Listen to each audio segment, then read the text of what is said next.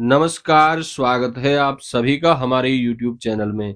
आज के इस वीडियो में आप श्रवण करेंगे माघ मास के शुक्ल पक्ष की विनायक चतुर्थी, जिसे बरद चतुर्थी, कुंद चतुर्थी, तिल चतुर्थी के नाम से भी जाना जाता है, व्रत कथा।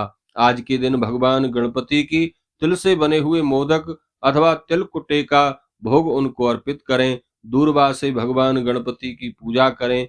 इससे भगवान गणपति की बहुत शीघ्र ही कृपा प्राप्त होती है और विघ्नहर्ता अपने भक्तों के जीवन में आए हुए सभी विघ्नों को हर लेते हैं। इस बार 2025 में माघ विनायक चतुर्थी का व्रत जो है वह 1 फरवरी शनिवार के दिन किया जा रहा है।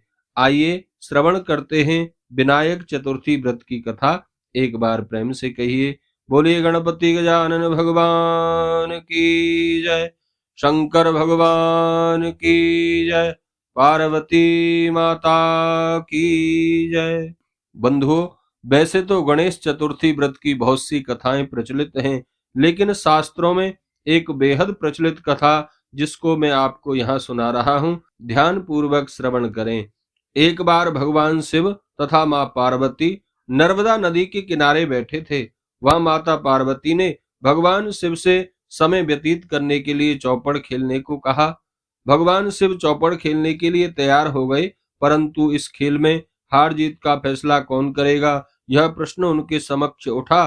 तो भगवान शिव ने कुछ तिनके एकत्रित कर उसका एक पुतला बनाकर उसकी प्राण प्रतिष्ठा कर दी और पुतले से कहा, बेटा, हम चौपड़ खेलना चाहते हैं, परंतु हमारी हार जीत का फैसला करने वाला कोई नहीं है, इसलिए तुम बताना कि हम दोनों में कौन जीतता है। उसके बाद भगवान शिव और मां पार्वती का चौपड़ खेल शुरू हो गया।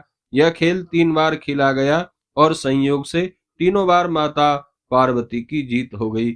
खेल समाप्त होने के बाद बालक से हार जीत का फैसला करने के लिए कहा गया, तो उस बालक ने महादेव जी को विजयी बताया।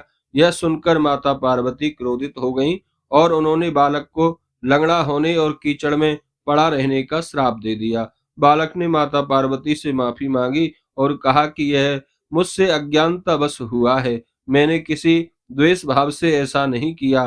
बालक द्वारा क्षमा मांगने पर माता पार्वती ने कहा, यहाँ से गणेश पूजन के लिए नाग कन्याएं आएंगी, उनके कहे अनुसार तुम गणेश व्रत करो, ऐसा करने से तुम मुझे प्राप्त करोगे। यह कहकर माता पार्वती भगवान शिव के साथ कैलाश पर्वत पर चली गईं। 1 वर्ष के बाद उस स्थान पर नाग कन्याएं आईं।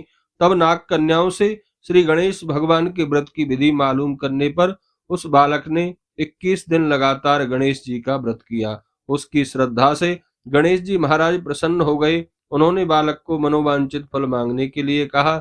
उस पर उस बालक ने कहा, हे विनायक, मुझ में इतनी शक्ति दीजिए, मैं अपने पैरों से चलकर अपने माता पिता के पास कैलाश पर्वत पर पहुंच सकूं और वे यह देखकर प्रसन्न हों। तब बालक को वरदान देकर श्री गणेश जी अंतर ध्यान हो गए। इसके बाद बालक कैलाश पर्वत पर पहुंच गया और कैलाश पर्वत पर पहुंचने की अपनी कथा उसने भगवान शिव को सुनाई। चौपड़ वाले दिन से माता पार्वती भी शिव जी से विमुख हो गई थी।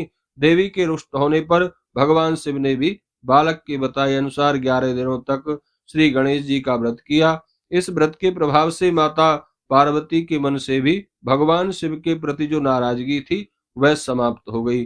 तब यह व्रत विधि भगवान शंकर ने माता पार्वती को बताई। यह सुनकर माता पार्वती के मन में भी अपने पुत्र कार्तिकेय से मिलने की इच्छा जागृत हुई।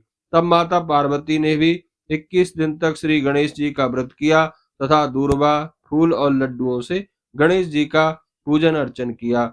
व्रत के 21वें दिन कार्तिकेय जी स्वयं माता पार्वती से मिलने आ गए। उस दिन से श्री गणेश चतुर्थी का यह व्रत समस्त मनोकामनाओं को पूर्ण करने वाला माना जाता है। इस व्रत को करने से मनुष्य के सारे कष्ट दूर होकर उन्हें संसारिक सुखों की प्राप्ति होती है। बोलिए गणपति गजानन भगवान की जय।